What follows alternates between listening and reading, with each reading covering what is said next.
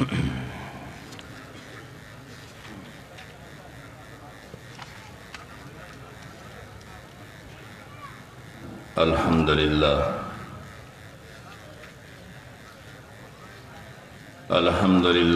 वकफ़ा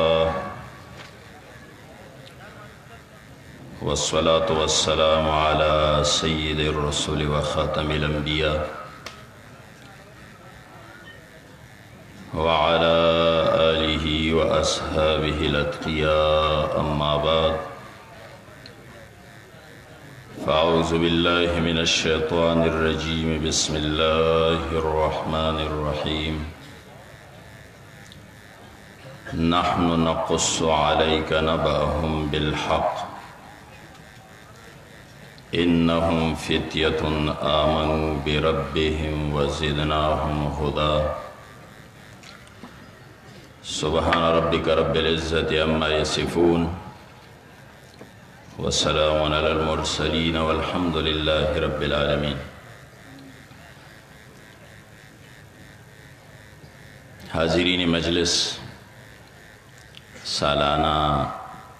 इस्लाही तरबियाती इज्तिमा के मौजूद तमाम उलमाए किराम, तुलबाए इज़ाम और आम मुसलमानान रूम, द अल्लाह फ़ज़ल व एहसान चे काल बाद बिया मूँ खपल मरकज़ दारुल क़ुरान के पदे इज्तिमा की शरीकियों। दा इज्तिमा सहंगामी या एहतिजाजी जलसा न दा,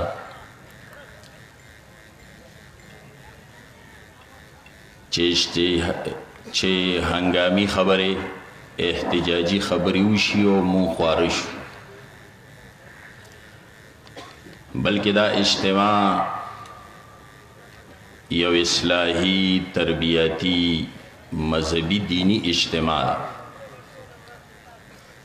मकसद दा दे च द तौहीद और द सुन्नत, द अक़ीदी और नज़री और द मिशन और तहरीक सरा ताल्लुक़ लरुन की तमाम अरकान राजमशी और द दे ज़ैना यो फ़िक्र नवी जज्बा वलवले सरा पयो तजदीद आहद सरा पखपलो इलाक़ो पलो मकामुनो बांदे कारू की और संग च द दे ज़ैना उलमाए किराम मशाइख़ इज़ाम कम फ़िक्र वर्कई, कम तरबियत वर्कई, कम हिदायत बयानई द आगे मुताबिक मख़के कारू की। चूँकि तरबियाती और फ़िक्री इज्तिमा दा नो द दग़े तरबियत हवाले सरा बददे मिशन और द तहरीक तारीख़ी तसलसल बांदे यो 100 मिनट खबर हुकुम इशात तौहीद व सुन्नत दायो हादिसाती और दस हंगामे पा नतीजा की वजूद तरागल जमात और तहरीक न दे दायो लुए तारीख़ी तसलसल लरी। यो ददे जमात मिशन और मसला दागे तारीख़, द्वेम ददे मिशन तंजीमी और तहरीकी तारीख़, द मसले और द मिशन तारीख़ खुदा दे चिकल नज़्म का आसमानों न पैदा शी कायनात वजूद तरागली दी दागा वक्त न यौम खलक़स समावाति वल अर्द ददे मसले शोरो शवेद बिया 1,24,000 कम वेश अंबिया अलैहिस्सलाम ददे मसले द बयान द पार राली गिली शिवी दे कुरान पे गवाल दागे तफसील तज़क ज़रूरत निश्ता। टोल अहल तौहीद अहल कुरान दी और द कुरान सरे ताल्लुक़ هر پیغمبر دا چغوي که دا هر سطح پیغمبر دے پا کم لیول و محاذا ملار دے یا قوم عبد اللہ ما لکم من الہ غیرو فاتقوا اللہ و اطیعون توحید و دا پیغمبر اتباع یعنی سنت دغی تاریخ باندې باس نکم صرف اشاره میں ہو دویم دا مشن و تحریک دے دا دیس تاریخ سنگ چموے دا حادثاتی نہ دے ہنگامی نہ دے بلکہ دا دی تحریک و دا دی تنظیم و دا مشن یو لوی تاریخی تسلسل دے داغا تاریخی تسلسل یو کڑے دا اشاعت توحید و سنت پدی بری صغیر پاک و ہند کے یو درے غٹ تحریکون چلی دی او دا غدرے تحریکو پا نتیجہ کے الحمدللہ نن بری صغیر او بیا خاص کر ملک خداداد پاکستان کہ نن اسلام مذہب دین مدرسہ عالم ٹوپے گیرا سشتہ اخکاری دا دی دریو تحریکاتو اثرات دی پاغ تحریکونو کی یو تحریک دا احیاء اسلام دا مجدد الفسانی رحم اللہ دویم دا شاہ ولی اللہ تحریک رجوع الالقرآن او دویم دا دیوبند یو تحریک پورتشویو دا شیخ الہند رحم اللہ اغا تحریک دا ازادے ہومو بنیادی طور اغا تحریک دا اسلام دا نشاط ثانیو دا دری تحریک تھی خود دے دریوانو تحریکونو پا دے وقت کے الحمدللہ اشاعت توحید و سنت امین جماعت دا احیاء اسلام مجدد الفسانی تحریک دے جماعت تا دا مولانا حسین علی الوانی رحم اللہ پواسطہ باندے دا وراثت میں لو دے دا شاہ ولی اللہ رحم اللہ تحریک رجوع الالقرآن ہم دا مولانا حسین علی الوانی و ہم دا مولانا عبید اللہ سندھی امام انقلاب پر ذریعہ دلتا میں لو دے او خاص کر بیا دا رجوع الالقرآن دا دے تحریک وارثان عملا اشاعت توحید و سنت تے چنن قرآن دا دی پلاس کے او دا قرآن مشن او دا قرآن درس تدریس و پیغام الحمدللہ سنگ چی حق دے اغا سی دا دی جماعت مشایخ علماء ارکان لگیا دے پورا کئی او انشاءاللہ تر آخر وقت پورے بیدا مشن او دا کیا ہے سنگ چی شیخ القرآن مولانا محمد طاہر رحم اللہ دا دے احد دخپلو شاگردانو ناغستے ہو او اغا شاگردان زمونگ استازانو مونگ نا اوی اغستے دا زمون کار دے دا زمون دا جون مقصد درم دا اسلام نشاط ثانیہ دا غی تحریک دا شیخ الہند رحم اللہ دا امام انقلاب مولانا عبید اللہ سندھی رحم اللہ پر ذریعہ دی جماعت ترہ رسید لے مولانا ابو الحسن ندوی چی دا دی ملک یولے مفکر او ورسرہ یو معرخ ہم دے کتابی لکلے دے تاریخ دعوت و عظیمت وہ جلد دے پا بعضو شخصیات و اکابر وانے مستقل یو جلد شاہ ولی اللہ رحم اللہ باندے او یو جلد پا مجدد الفسانی باندے داغا دا تحریک دا احیاء اسلام داغا قربانے پدے بری صغیر کے داغا جد و جہد داغا سلسلہ خاص کر بے دا تصوف سلسلہ نقشبندیہ دا یہ تذکرہ کرے دا یوزے کے اغلی کی چھ دے وقت کے دا مجددی او دا نقشبندی تحریک لوی امین مولانا حسین علی الوانی رحم اللہ او بیا دا الفاظم لکلی دی چھ دے وقت کے مولانا حسین علی تا منصوب یولوی حلق احباب پا دے ملک موجود او اغوی دا اللہ دا دین و دا توحید سنت خدمت مائے دا مجدد وارثان الحمدللہ اشاعت توحید و سنت او د شاه ولی الله د تحریک وارثان هم دا اشاعت توحید و سنت د دې اکابرین علماء کرام او بیا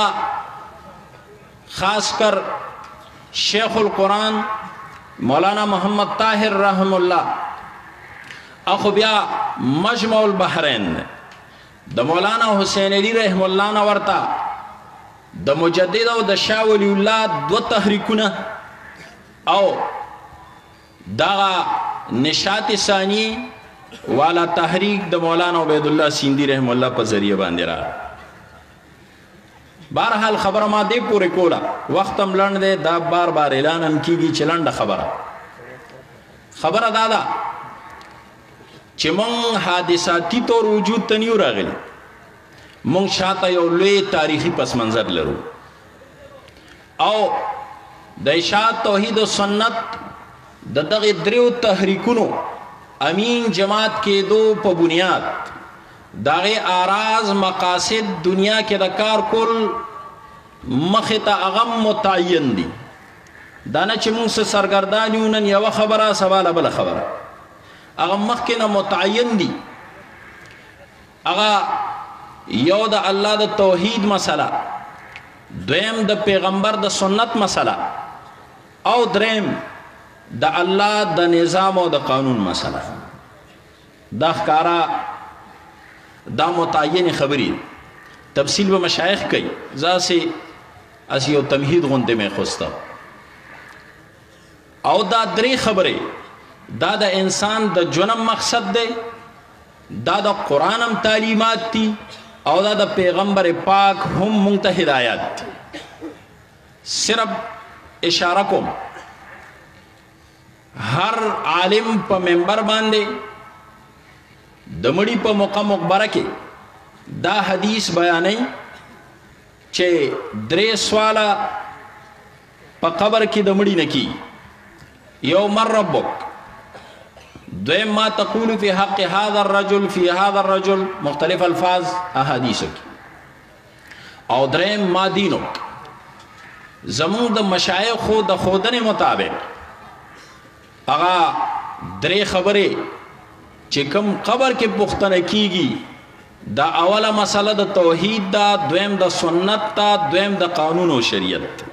ځکه دین مکمل نظام حیات ته ویل کی د سورۃ یوسف په حواله باندې دا درې مقاصد دي د اشاعت توحید او سنت دارنګ نبی علیہ الصلوۃ والسلام دعا خودلې وا سار ما خامه وای رضیت بالله ربا وبالاسلام دینا وبمحمد النبی او رسولا دې دعا کې چې سار ما خام ویل کیږي هم د غدري خبرې دا د دې د پاره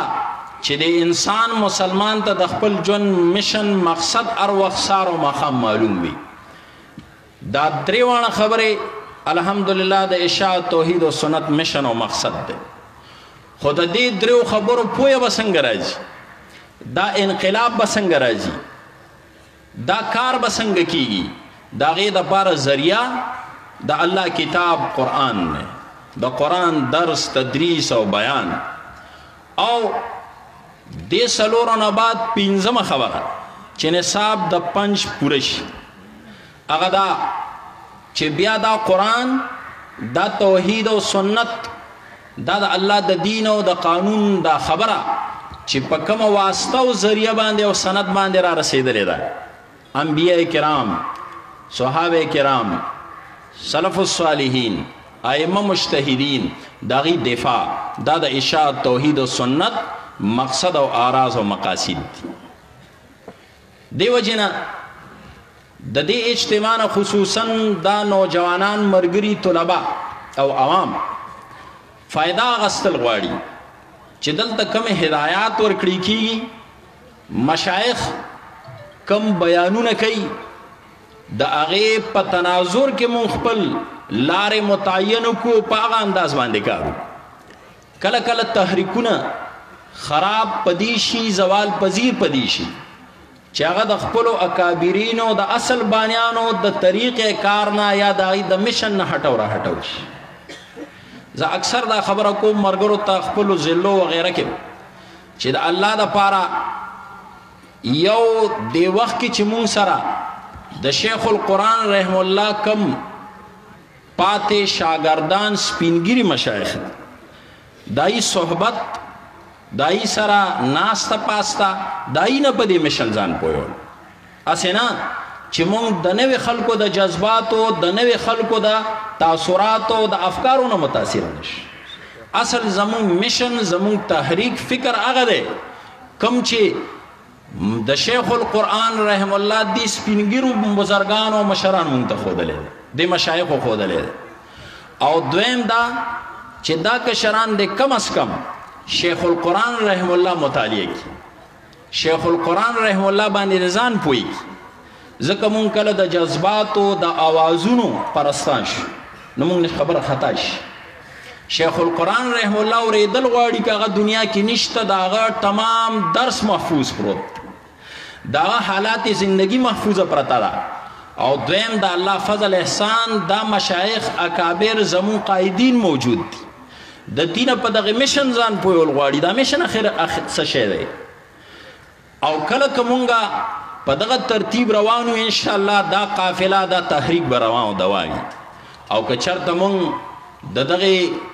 اصل مشن نزان خبر نک چې مولانا حسینی رحم الله سوي مولانا عبید الله سیندی امام انقلاب سمشنو